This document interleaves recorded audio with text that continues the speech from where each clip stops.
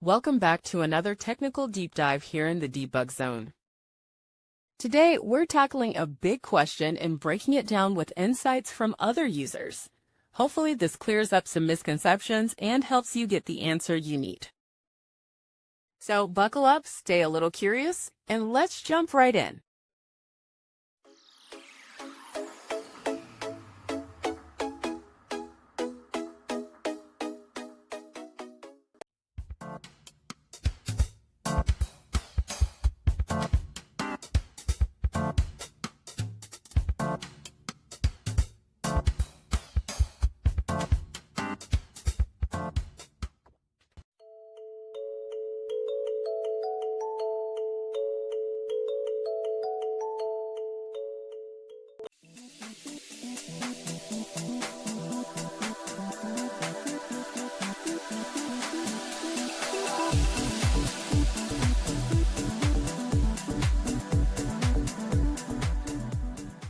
And that's a wrap.